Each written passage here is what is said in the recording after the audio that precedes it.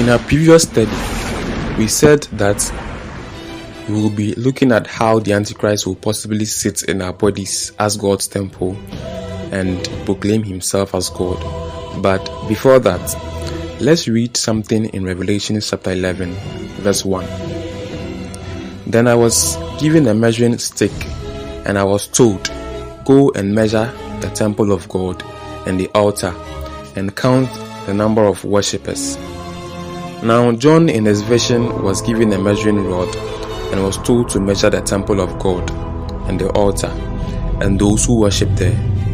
Now we know that the book of Revelation is about the end times, and so if John was given a measuring rod to measure a physical temple, then shouldn't that let us know that there will be a physical temple built so that the Antichrist will sit in and proclaim himself as God?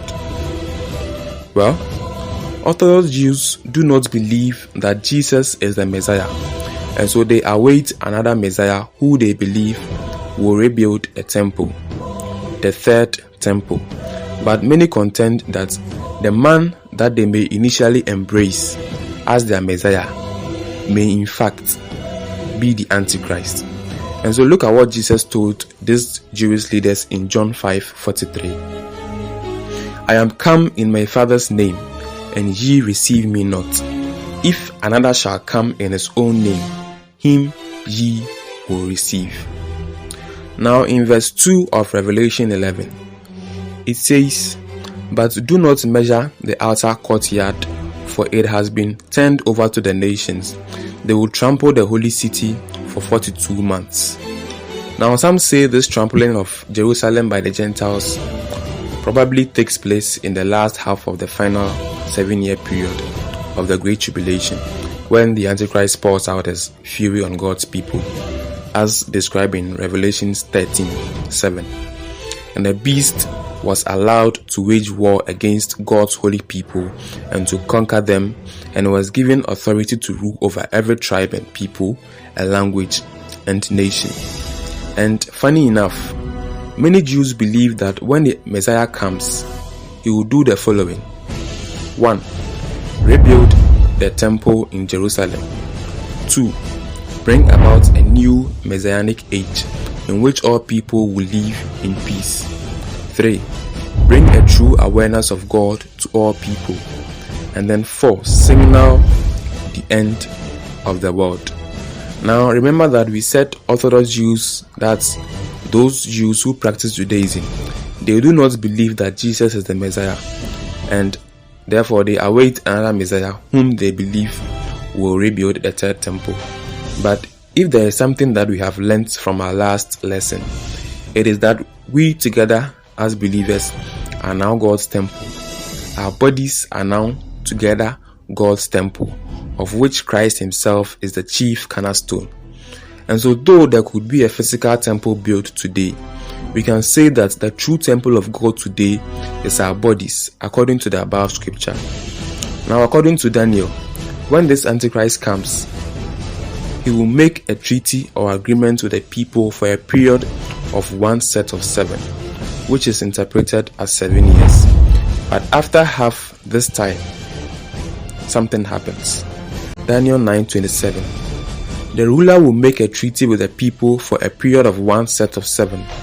But after half this time, he will put an end to the sacrifices and offerings, and as a climax to his terrible deeds, he will set up a sacrilegious object that causes desecration until the fate decreed for this defiler is finally poured out on him."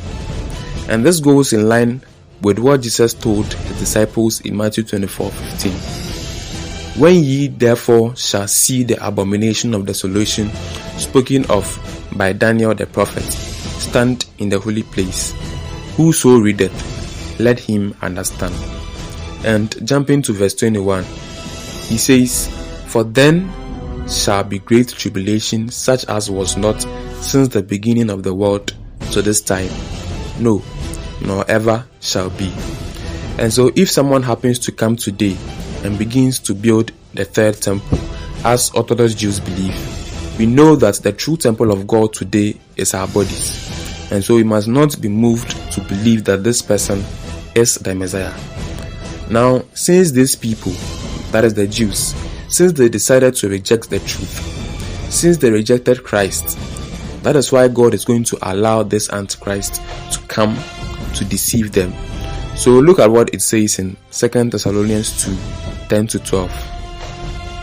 And with all deceivables of unrighteousness in them that perish, because they received not the love of the truth, that they might be saved.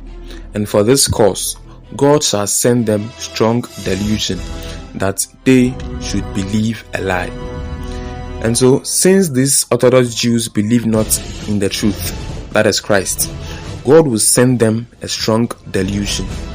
Now, delusion was translated from the Greek word plane, and one outline of biblical usage of this word means that which leads into deceit. And so, whom do you think will lead people into deceit? The Antichrist, of course, who will come to do the work of Satan, to deceive those on their way to destruction. And so, yes, there could be a physical temple built where the Antichrist will sit and proclaim himself as God. Remember, we said that Orthodox Jews believe that the Messiah will be the one to build the third temple. And so it wouldn't be a surprise if he sits in it and proclaim himself as God. It wouldn't be a surprise if the Antichrist, whom the Orthodox Jews may accept as their Messiah, sits in a physical temple and call himself God, since they believe he is the one to build the temple. But remember that the true temple of God today is our bodies. And so it wouldn't matter even if this Antichrist sits in a physical temple, because that will be a deceit to the world. Why? Because our bodies are now the temple of God.